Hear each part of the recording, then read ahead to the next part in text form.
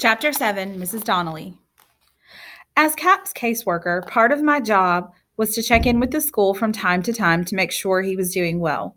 That's how I wound up having lunch with Frank Kasigi, assistant principal at Courage Middle School. Oh, don't worry about Cap from an academic standpoint, he assured me.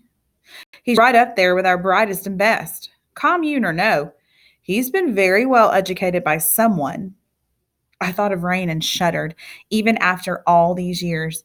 She had always been the teacher at Garland. For someone who rejected all forms of authority, she was a major tyrant in the classroom. If she hadn't adopted the hippie lifestyle, she would have made a terrific Marine drill sergeant. Then Mr. Kasigi let the other shoe drop. Yet socially, in my entire teaching career, I've never met a student who knows so little about ordinary, everyday living. Have you worked with any other students from this Garland farm? Only one, I replied faintly. She had a very difficult adjustment. I didn't bother to mention that she was me. Adjustment is one thing, but Cap is like a space traveler who just landed on Earth and left his guidebook on the home world. Is it possible that he honestly believes bullfighting is a sport we play in middle school? Bullfighting? I repeated. How did that subject come up? His reply posed far more questions than it answered. Apparently, Cap had asked about it as part of his duties as eighth grade president. Eighth grade president? How could a brand new student who didn't know a soul in the place get himself elected president? It made no sense to me. But later on, my 16-year-old daughter acted like it was the most obvious thing in the world. Duh. Eighth grade president isn't an honor, Mother. It's like being elected village idiot. Every year they pick the biggest wingnut in the building. It must have seemed like the freakazoid dropped straight from heaven to fill the post. I was horrified. Sophie, that's awful. She shrugged. What's really awful is that you're a social worker with power over kids' lives, and you have no clue about what's common knowledge at that school. Did this happen when you were in eighth grade? Remember Caitlin Tortolo? She didn't really win a semester in Europe. She left school early to have a nervous breakdown.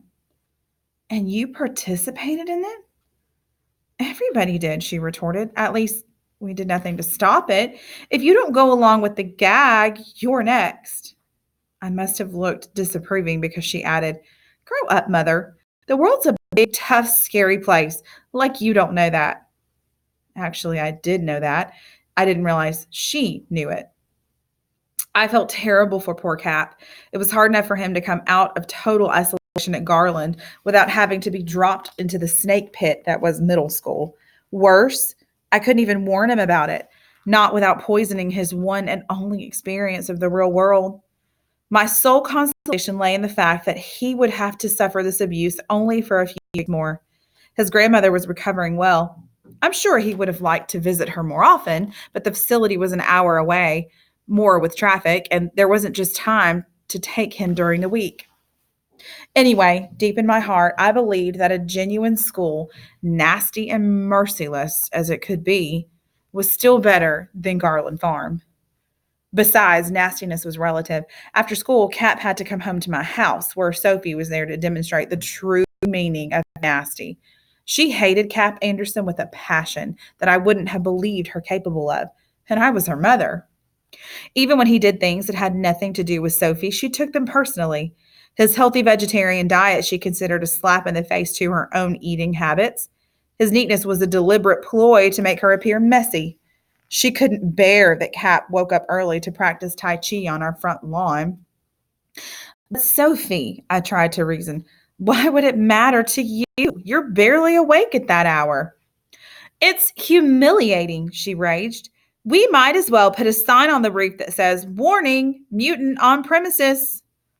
The next morning, when Cap was performing the dance-like martial arts moves by the dogwood bushes, my darling daughter emptied an entire wastebasket full of water down on his head. This she followed with a string of language that would have set fire to the sidewalk, all from the girl who was so concerned about what the neighbors might think. He looked up at her and he smiled. instead of heaving a rock through her window, which is what I would have done. Oh, what a sight he was, with all that hair hanging limply around his shoulders. He looked like a weeping willow in soggy sandals. According to Sophie, the entire incident was my fault. By bringing Cap into our home, I had left her no choice but to take matters into her own hands. Since Sophie was never going to apologize to Cap, I did it myself. I'm so sorry, dear, I said, handing him a towel that wouldn't have dried 1/10 of his abundant hair. You have to forgive Sophie, although I can't think of a reason why. He looked sad. She still doesn't like me. I smile.